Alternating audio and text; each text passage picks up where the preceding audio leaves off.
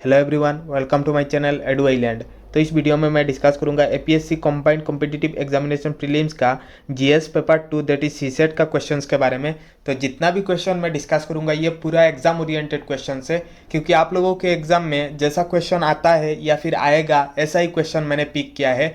तो इस वीडियो देखने के बाद आप लोगों को पूरा समझ में आ जाएगा कि सीसेट का क्वेश्चंस कैसा रहता है एंड आप लोगों को उन सब क्वेश्चंस को कैसे सॉल्व करना चाहिए। एंड ये क्लास 2 है, यहाँ पर आप लोग जैसे देख रहे हो मैंने क्लास 1 ऑलरेडी कंप्लीट कर लिया है। तो आप लोगों को क्लास 1 का वीडियो का लिंक डिस्क्रिप्शन में मिल जाएगा, वहां से आप लोग क्लास 1 को जरूर देखना। एंड एक चीज आप लोगों को बता देता हूँ कि आप लोग मेरे साथ ही सॉल्व करना, जिससे आप लोगों का कंफ्यूजन पूरा क्लियर हो जाएगा एंड आप लोगों को पूरा आइडिया लग जाएगा कि सॉल्व कैसे करना है। तो चलिए वीडियो की तरफ आगे बढ़ते हैं। तो वीडियो की तरफ आगे बढ़ने से पहले मैं आप लोगों को बता देता हूँ कि अगर आप लोग मेरे चैनल पे नए हो तो प्लीज़ इस चैनल को सब्सक्राइब करना, साथ में इस वीडियो को लाइक भी कर देना। तो सबसे पहला क्वेश्चन यहाँ पर आप लोग जैसे देख रहे हो डायरेक्शन दिया हुआ है, तो हम लोग डायरेक्शन को अच्छे से पढ़ते हैं। Study the following information carefully and answer the questions given below. मतलब कि ये सीसेट का रीजनिंग का पजल का क्वेश्चन है एंड और स्पेसिफिक करके बोले तो ये डेज बेस्ड पजल का क्वेश्चन है। तो ऐसे क्वेश्चन में आप लोगों को यहाँ पर जो डायरेक्शन दिया हुआ है, दैट इज जो पैसेज दिया हुआ है, इसको आप लोगों को अच्छे से पढ़ के समझना पड़ता है। देन उसके बाद यहाँ पर जो क्वेश्चन है उन सब क्वेश्चंस को आपको सॉल्व करना पड़ता है। अगर आप ये पैसेज को अच्छे से पढ़ के नहीं समझेंगे तो आप सॉल्व नहीं कर पाएंगे इस क्वेश्चन को। तो आप लोगों का सबसे फास्ट काम है कि आप लोग इस पैसेज को अच्छे से पढ़ के समझिए, देन उसके बाद सॉल्व करिए। तो यहाँ पर स्पेस नहीं है सॉल्व करने का, इसलिए मैं नेक्स्ट स्लाइड पे मूव कर रहा हूँ। तो यहाँ पर जैसे देख रहे हो डायरेक्शन दिया हुआ है, वही फास्ट क्वेश्चन का डायरेक्शन है। तो चलिए उसको अच्छे से पढ़ के समझते हैं, देन उसके बाद सॉल्व करते हैं। तो यहाँ पर बोल रहा है कि 7 seminar sessions are held by 7 different YouTubers starting from Monday to Sunday of the same week. मतलब कि 7 डिफरेंट यूट्यूबर्स है एंड उन लोगों ने सेम वीक का 7 डिफरेंट डेज में 7 सेमिनार्स लिया है। मतलब कि 5 डेज ने एक यूट्यूबर ने एक सेमिनार लिया है। तो सबसे पहले हम लोग सेम वीक का 7 डिफरेंट डेज को यहाँ पर लिख लेते हैं।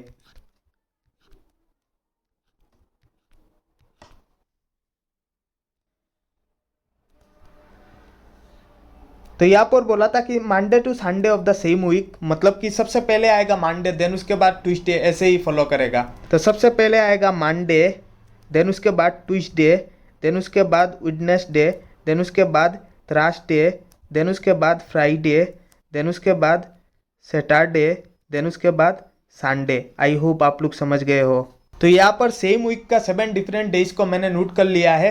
देन उसके बाद क्वेश्चन को कंटिन्यू करते हैं। बोल रहा है कि at least 4 YouTubers take session before Y.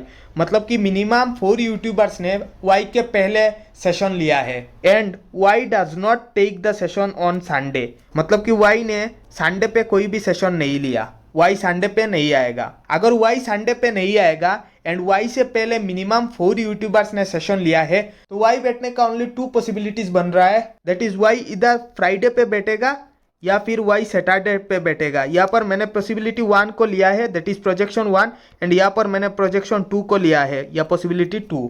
तो यहाँ पर आप लोग जैसे देख रहे हो वाई से पहले 4 यूट्यूबर्स ने लिया है एंड यहाँ पर 5 यूट्यूबर्स ने लिया है। बोला था कि वाई से पहले मिनिमम 4 यूट्यूबर होना चाहिए, तो यहाँ पर मिनिमम 4 तो है एंड यहाँ पर 5 है, दैट इज मिनिमम 4 होना चाहिए, तो 5 होने से भी कोई प्रॉब्लम नहीं है। आई होप आप लोगों को समझ आ रहा है। एंड संडे पर वाई नहीं बैठ सकता क्वेश्चन में बोला है, तो ओनली 2 केस बन रहा है वाई बैठाने का। देन उसके बाद बोल रहा है कि 2 YouTubers take session between Z and Y. मतलब कि जेड एंड वाई के बीच में 2 यूट्यूबर्स ने सेशन लिया है। मतलब कि जेड एंड वाई के बीच में 2 डेज आएंगे। तो यहाँ पर आप लोग जैसे देख रहे हो फर्स्ट केस में जेड नीचे नहीं आ सकता क्योंकि जगह नहीं है, तो जेड को ऑफकोर्स ऊपर बैठाना पड़ेगा, तो जेड आएगा ट्यूसडे पे। एंड सेकंड केस में जेड आएगा वेडनेसडे पे। दैट इज यहाँ पर आप लोग जैसे देख रहे हो जेड एंड वाई के बीच में 2 यूट्यूबर्स ने सेशन लिया है एंड यहाँ पर भी जेड एंड वाई के बीच में 2 यूट्यूबर्स ने सेशन लिया है। देन उसके बाद बोल रहा है कि the number of YouTubers who take sessions after Z is same as the number of YouTubers who take session before K. मतलब कि जेड के बाद में जितना लोग है के पहले उतना ही लोग है। आई होप आप लोगों को समझ आ गया है कि जेड एंड के एक पेयर है, जेड के नीचे जितना भी लोग आएंगे के ऊपर उतना ही लोग आएंगे। तो फर्स्ट केस में यहाँ पर आप लोग जैसे देख रहे हो जेड के नीचे 5 लोग हैं, तो ऑफकोर्स के ऊपर 5 लोग होना चाहिए।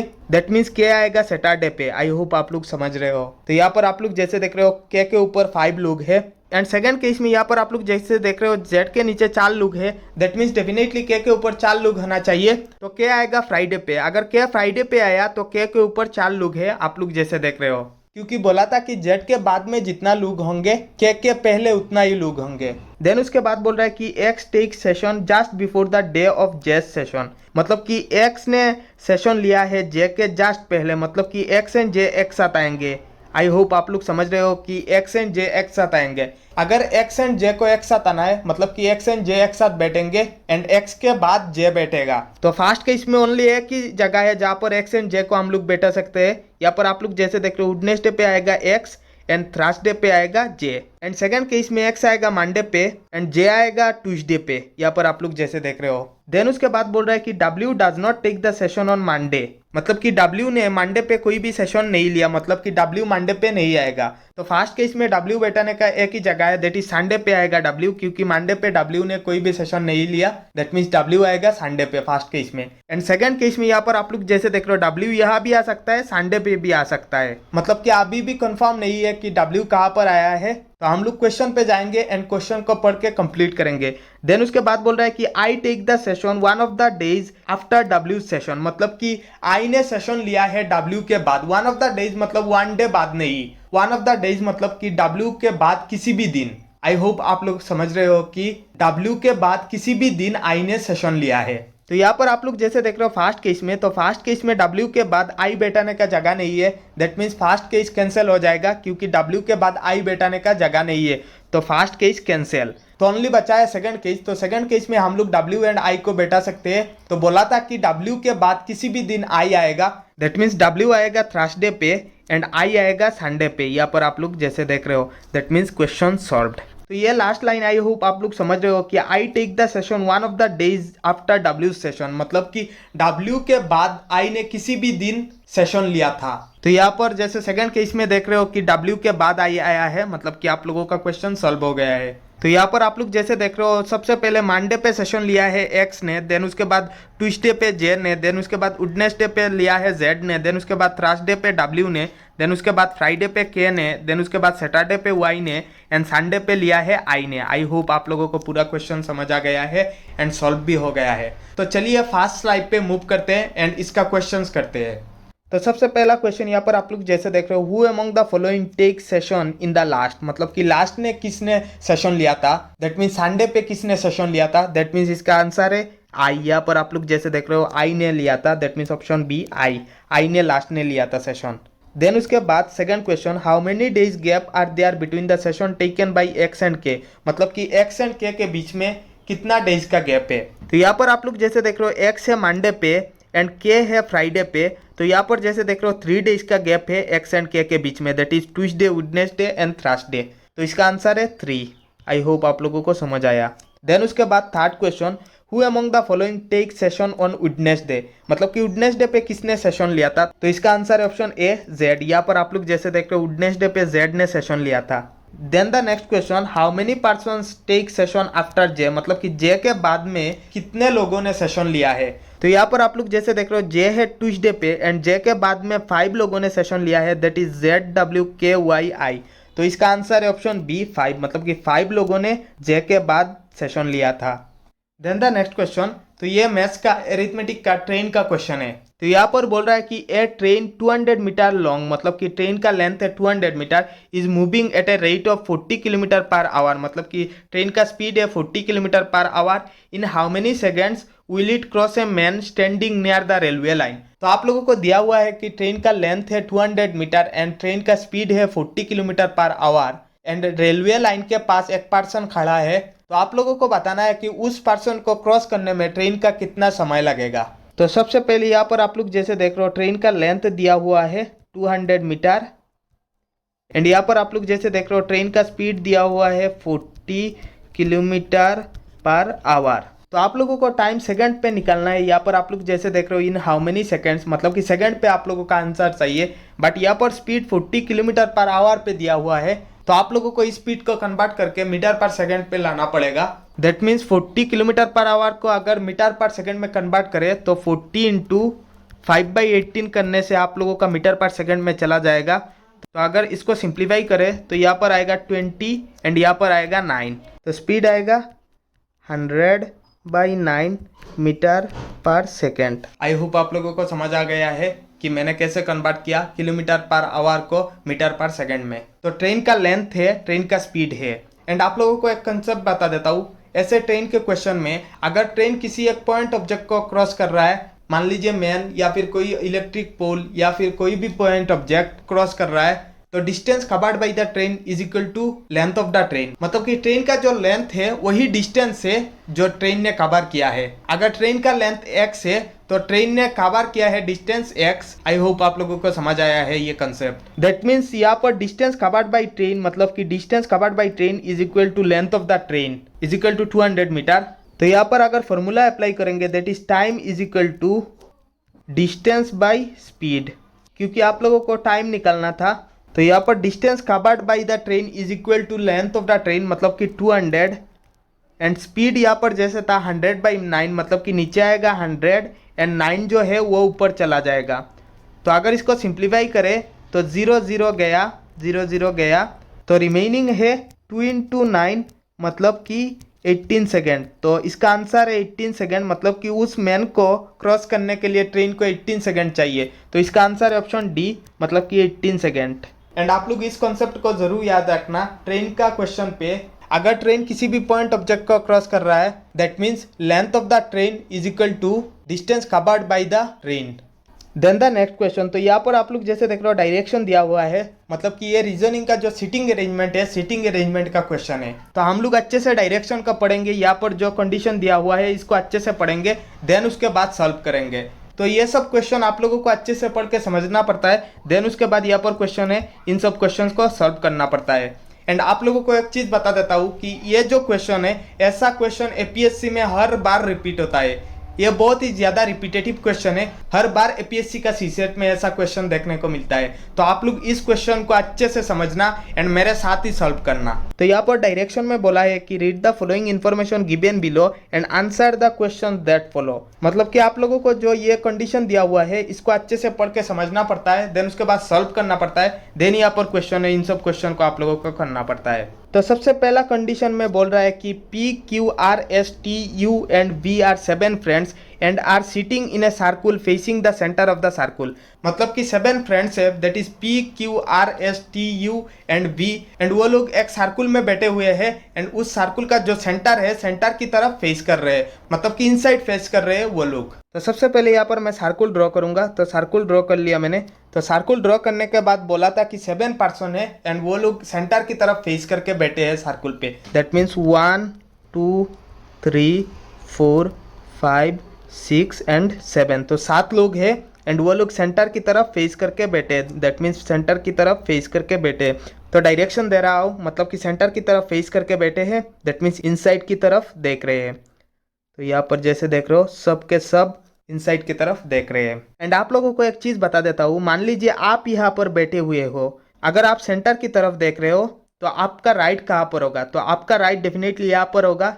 खुद को यहाँ पर इमेजिन करके आप लोग खुद समझना कि अगर आप लोग यहाँ पर बैठे हो एंड आप लोग सेंटर की तरफ देख रहे हो दैट मीन्स आपका राइट यहाँ पर होगा एंड लेफ्ट यहाँ पर होगा। आई होप आप लोगों को समझ आया है, क्योंकि ये क्वेश्चन में बहुत ज़्यादा यूज होगा राइट लेफ्ट, तो आप लोगों को समझा देता हूँ ये। तो यहाँ पर सेकंड कंडीशन में बोल रहा है कि B second to the left of S, मतलब कि बी एस का सेकंड लेफ्ट पे है। तो अगर एस यहाँ पर है एंड बी सेकंड लेफ्ट पर है दैट मीन्स बी आएगा यहाँ पर, क्योंकि ये है फर्स्ट लेफ्ट, ये है सेकंड लेफ्ट। एंड आप लोग समझ रहे हो कि एस का लेफ्ट यहाँ पर है, क्योंकि एस इनसाइड की तरफ फेस करके बैठा है, मतलब कि सेंटर की तरफ फेस करके बैठा है। तो एस का लेफ्ट यहाँ पर है, जैसा आपका लेफ्ट यहाँ पर है दैट मीन्स एस का लेफ्ट भी यहाँ पर है। अगर एस का राइट बोलता दैट मीन्स यहाँ पर होता है एस का राइट। अगर बोलता B second to the right of S तो दैट मीन्स यहाँ पर होता बी। बोला है कि B second to the left of S that means B है यहाँ पर। देन उसके बाद बोल रहा है कि and is the neighbour of T and U, मतलब कि B is the neighbour of T and U. यहाँ पर आप लोग जैसे देख रहे हो B second to the left of S and is the neighbour of T and U, मतलब कि बी के लिए बोला है कि B is the neighbour of T and you.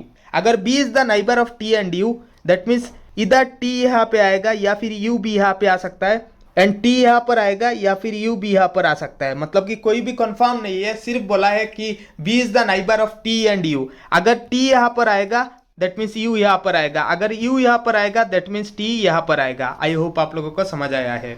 Then उसके बाद बोल रहा है कि S is not a neighbour of R and T. अगर एस आर एंड टी का नाइबर नहीं है दैट मीन्स यहाँ पर टी नहीं आ सकता, इस प्लेस पर टी नहीं आ सकता, इस प्लेस पर यू आएगा। आई होप आप लोगों को समझ आया है। अगर इस प्लेस पर यू आएगा दैट मीन्स टी आएगा यहाँ पर टी आएगा, जो टी है यहाँ पर आएगा।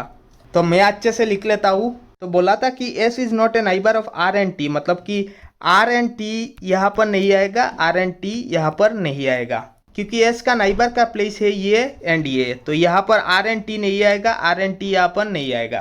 तो अगर आर एंड टी यहाँ पर नहीं आएगा दैट मीन्स यहाँ पर टी नहीं आएगा। अगर यहाँ पर टी नहीं आएगा तो दैट मीन्स यहाँ पर यू आएगा। अगर इस प्लेस पे आर एंड टी नहीं आएगा, मतलब कि टी यहाँ पर नहीं आएगा, दैट मीन्स यहाँ पर आएगा यू, क्योंकि बोला था B is the neighbour of T and U. That means यहाँ पर आएगा टी। आप कंफर्म हो गया, पहले पॉसिबिलिटी में था, आप कंफर्म हो गया कि टी यहाँ पर आएगा। देन उसके बाद बोल रहा है कि P is the neighbour of Q and R, मतलब कि P नाइबर है Q एंड R का। दैट मीन्स P मिडिल पे आएगा and Q and R P का साइड में होगा, नाइबर होगा। दैट मीन्स यहाँ पर 3 प्लेसेस बचा हुआ है, डेफिनेटली P यहाँ पर आएगा। आई होप आप लोग समझ रहे हो। तो P आएगा यहाँ पर क्योंकि 3 प्लेसेस बचे हुए हैं and Q and R is the neighbour of P। That means P is the neighbour of Q and R। That means P middle पे आएगा and Q and R P का नाइबर होंगे। या तो Q यहाँ पर होगा या फिर R भी यहाँ पर हो सकता है, एंड Q यहाँ पर हो सकता है या फिर R भी यहाँ पर हो सकता है, क्योंकि P मिडिल पे रहेगा। एंड आप लोगों को बोला था कि S is not a neighbour of R, मतलब कि यहाँ पर R नहीं आएगा। दैट मीन्स यहाँ पर आएगा Q, कंफर्म हो गया। दैट मीन्स यहाँ पर आएगा R, कंफर्म। तो क्वेश्चन आप लोगों का सॉल्व हो गया है। तो अभी इस क्वेश्चन का जो 4 क्वेश्चन है, तो 4 क्वेश्चन को सॉल्व करते हैं। सबसे पहला क्वेश्चन बोल रहा है कि who sits third to the left of B. तो आप लोगों को बताना है कि बी का थर्ड लेफ्ट पे कौन है। तो यहाँ पर आप लोग जैसे देख रहे हो, बी का लेफ्ट है ये एंड बी का राइट है ये। तो अगर बी का लेफ्ट है ये, तो बी का थर्ड लेफ्ट ये है फर्स्ट लेफ्ट, ये है सेकंड लेफ्ट एंड ये है third left. That means P is the correct answer. तो इसका answer option C, P is the correct answer. Then the next question, who sits immediate right of U. तो आप लोगों को बताना है कि यू का इमीडिएट राइट पे कौन है। तो इसका आंसर है एस। यहाँ पर आप लोग जैसे देख रहे हो, यू का राइट ये है एंड यू का इमीडिएट राइट पे है एस। तो इसका आंसर है ऑप्शन ए, एस। देन उसके बाद बोल रहा है कि who is the immediate neighbour of R. तो आर का जो 2 इमीडिएट नाइबर है उन दोनों को आप लोगों को बताना है। तो यहाँ पर आप लोग जैसे देख रहे हो, टी है आर का नाइबर एंड पी है आर का नाइबर। तो इसका आंसर है option B, T and P, मतलब कि T P. Then the next question, who sit second to the right of P. तो आप लोगों को बताना है कि पी का सेकंड राइट पे कौन है। तो पी का राइट ऐसा है, आप लोग समझ रहे हो, राइट यहाँ पर है एंड लेफ्ट ये ऐसा है। तो राइट पी का सेकंड राइट पे है टी। यहाँ पर आप लोग जैसे देख रहे हो, फर्स्ट राइट है ये आर, फर्स्ट राइट पे, सेकंड राइट पे है टी, पी का। तो आंसर है option A, T. I hope आप लोगों को क्वेश्चन अच्छे से समझ आ गए होंगे। एंड अगर आप लोगों को अभी तक वीडियो अच्छा लग रहा है तो प्लीज इस चैनल को सब्सक्राइब करना एंड साथ में इस वीडियो को लाइक भी कर देना। एंड द नेक्स्ट क्वेश्चन, तो ये मैथ्स का नंबर सीरीज का क्वेश्चन है, मिसिंग नंबर सीरीज का क्वेश्चन है। यहाँ पर आप लोग जैसे देख रहे हो, एक सीरीज दिया हुआ है एंड बोल रहा है कि what is the value of x in the sequence. तो आप लोगों को ये जो एक्स है, एक्स का वैल्यू बताना है, इस पेज पर क्या आएगा आप लोगों को बताना है। तो मैं सीरीज को फिर से लिख देता हूँ, 2, 6, 12, 20, 30, 42 एंड आप लोगों को बताना है कि यहाँ पर क्या आएगा। तो आप लोग जैसे देख रहे हो, फर्स्ट टर्म में 2 एंड लास्ट टर्म में 42, मतलब कि इतना ज़्यादा इंक्रीज नहीं हो रहा है सीरीज पे। तो आप लोग समझ रहे हो कि ये मल्टीप्लिकेशन का सीरीज नहीं है, ये डिफरेंस का सीरीज है। अगर फर्स्ट टर्म मान लीजिए 2 है एंड लास्ट टर्म मान लीजिए कि 2000 या फिर 3000 ऐसा कुछ है, मतलब कि लास्ट टर्म बहुत ही बड़ा है, दैट मीन्स मल्टीप्लाई होकर इतना बड़ा बना है, तो ये डेफिनेटली मल्टीप्लिकेशन का सीरीज होता। बट यहाँ पर first term and last term इतना ज़्यादा बड़ा नहीं है, इतना ज़्यादा डिफरेंस नहीं है दोनों में, दैट मीन्स ये डिफरेंस का सीरीज है। तो हम लोग डिफरेंस अप्लाई करते हैं। यहाँ पर आप लोग जैसे देख रहे हो, 6 - 2 4, देन 12 - 6 6, देन उसके बाद 20 - 12 8, देन उसके बाद 30 - 20 10, देन उसके बाद 42 - 30 दैट मीन्स 12। तो यहाँ पर आप लोग जैसे देख रहे हो, सीरीज कैसा फॉलो हो रहा है, 4 6 8 10, मतलब कि 2 2 इंक्रीज होके जा रहा है सीरीज पे। 4 + 2 6, 6 + 2 8, 8 + 2 10, 10 + 2 12, देन उसके बाद 12 + 2 दैट मीन्स 14 होगा। तो यहाँ पर होगा 14 एंड आप लोगों को बताना है कि यहाँ पर ऐसा क्या आएगा जिससे 42 माइनस करने से 14 आएगा आंसर। तो जाहिर सी बात है 42 प्लस 14 ऐड करने से यहाँ पर जो है उसका आंसर आ जाएगा। तो 42 प्लस 14 करने से आएगा 56 एंड इस प्लेस पर आएगा 56। तो इसका आंसर है ऑप्शन डी 56। तो मैंने जितना भी क्वेश्चन डिस्कस किया मुझे लगता है कि आप लोगों को अच्छे से समझ आ गया है। अगर कुछ भी कंफ्यूजन है तो आप लोग मुझे कमेंट सेक्शन में पूछ सकते हो। एंड ये सब क्वेश्चन पूरा एग्जाम ओरिएंटेड क्वेश्चन है जो हर साल रिपीट होता है, ऐसा ही क्वेश्चन मैंने पिक किया है। तो आप लोगों को इन सब क्वेश्चंस का पीडीएफ मेरा टेलीग्राम चैनल पे मिल जाएगा। टेलीग्राम पे जाके सर्च करना @eduisland1, वहां पर मेरा चैनल दिखेगा। तो वहां पर आप लोग ज्वाइन हो जाना, आप लोगों को इन सब क्वेश्चंस का पीडीएफ मिल जाएगा। पीडीएफ मिलने के बाद आप लोग खुद से इन सब क्वेश्चंस को प्रैक्टिस करना, आप लोगों को और भी ज्यादा क्लियर होगा। तो अगर आप लोगों को ये वीडियो अच्छा लगा तो प्लीज इस चैनल को सब्सक्राइब करना, साथ में इस वीडियो को लाइक भी कर देना। All the best guys, thank you.